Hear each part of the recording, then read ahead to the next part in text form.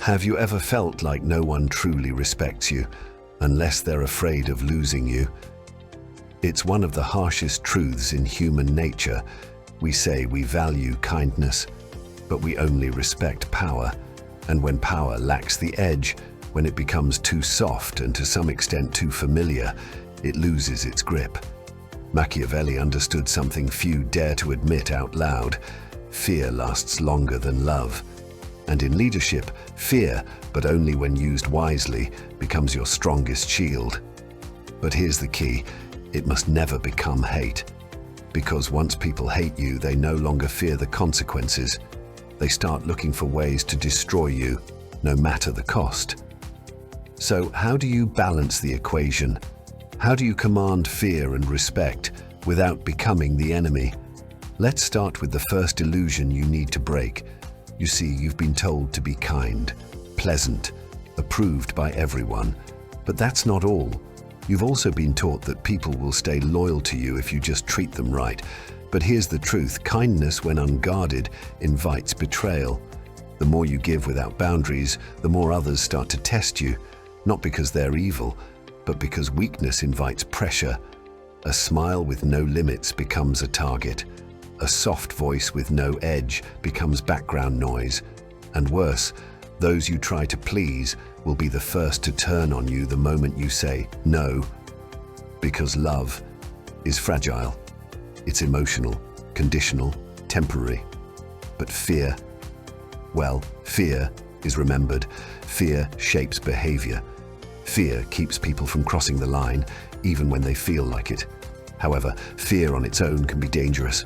It must be controlled, calibrated, strategic. This is where Machiavellian wisdom begins. You don't want to be hated. Hatred leads to rebellion. But neither do you want to be overly loved, because that leads to being taken for granted. What you need is fearful respect. Not fear that humiliates, not fear that wounds, but the kind of respect that whispers, "Don't push too far." It's the look in someone's eyes when they know, if they cross you, there will be consequences. Not loud, not chaotic, just decisive. This kind of authority doesn't come from shouting. It comes from knowing when to act and when to stay silent. Let me ask you, how many times have you seen someone too kind get burned by those they helped? How often have you watched a leader collapse under the pressure of trying to be liked? The world punishes softness that has no structure. It tests the limits of kindness until there's nothing left but resentment. But that's just the surface. If you want to lead, you need a spine, not just a smile. You need to create an atmosphere where people don't just appreciate your presence. Rather, they measure it, where they speak carefully, move intentionally, think twice before they lie to your face, because deep down, they know you are fair, but not to be played. However, all this can't work if your balance is not sharp enough. Even Machiavelli warned us about it. He explained that power without boundaries leads to ruin, but so does force without principle. So how do you stay in control? You build two pillars. The first pillar should be law. In this, we look at your principles, your limits, and your structure. The second pillar, on the other hand, is force. Here, we look at your capacity to act swiftly and without hesitation when those principles are violated.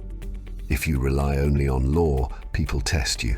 If you rely only on force, people fear you, but soon they plot against you. But when you combine both, you create a boundary they feel, even in your silence. And that's where real power lives, not in how loud you are, but in how others adjust around you without needing to be told. However, this method comes at a very high cost. Isolation. Power isolates you. And the stronger your presence becomes, the fewer people will truly stand beside you without envy, fear, or hidden motives. However, Machiavelli explained that this is not a weakness. It's a necessary price. Because to maintain authority, you must free yourself from emotional dependence. You must be willing to stand alone in order to stand firm. That's the first internal shift. But what about the external? How do you keep control when visibility makes you a target? The answer? Mystery. If people can predict you, they can disarm you. If they fully understand you, they can manipulate you, but when you remain unreadable, when your next move is uncertain, they stay cautious. Machiavelli understood the psychology of power better than most. A predictable leader loses respect. An unpredictable one controls the room. This isn't about being erratic. It's about being deliberately unreadable. You don't need to explain everything. In fact, the more you explain, the weaker you seem. People respect what they don't fully understand. They fear what they can't anticipate. So say less, move smart, let silence do the work. Silence is more than the absence of words. It's a psychological weapon. When you pause, others fill the space with their own insecurities. When you withhold your reaction, people start calculating, wondering what you're thinking, guessing where you stand. This is how you create pressure without raising your voice. But pressure must be managed, because too much of it, held too long, leads to something dangerous: hate. And here's where the line gets razor thin. Fear should protect you, not poison the room. When people start to hate you, they stop caring about the consequences. And the moment someone would rather see you fall, even if it costs them everything, you've already lost. So how do you prevent that? You relieve pressure at the right moment. A small gesture, a precise compliment, a calculated show of empathy, not weakness, just awareness. That small feat signals that I see you. I could act, but I choose not to. That choice becomes unforgettable, and it deepens their respect. This is why praise is as powerful as punishment, but only when used wisely. However, this is just one side of the coin. Apart from respect and fear, you will always have some people who just want your position, the rivals, some loud, some hiding in plain sight. But the worst mistake you can make, eliminating them too quickly. Let some exist, but strategically. Let them challenge you, just enough. You might be wondering why. Well, because their failure becomes your silent victory. Their collapse in front of others confirms your strength, without you ever lifting a finger. A public fall, after a fair challenge, sends one clear message to everyone else that this is what happens when you underestimate me, and that message lingers. It's quite interesting, right? But none of this matters if you lack one thing: observation. You must become a master of human behavior. Every small reaction, every shift in tone, every subtle glance. Because those small details, that's where true intention hides. Let others speak freely. Let them believe you're not watching. And when the time comes, use what you know. Surprise is your greatest weapon. The move they never expected is the one they never recover from. But what happens when things go wrong? Because they will. Power always gets tested.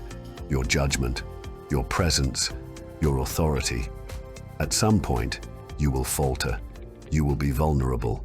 And this is the ultimate test, because your reaction during crisis will define you more than anything else. If you panic, the mask falls. But if you remain calm, measured, controlled, you rise in respect faster than any speech or show of strength could offer. It's in the chaos that leaders are revealed, and those who lead through silence, through clarity, through calm, even when the world is burning, become indestructible. So here's your final truth: to be respected and feared without being hated. Be measured, not cruel. Be silent, not invisible. Be unpredictable, not unstable. And always, always observe more than you speak.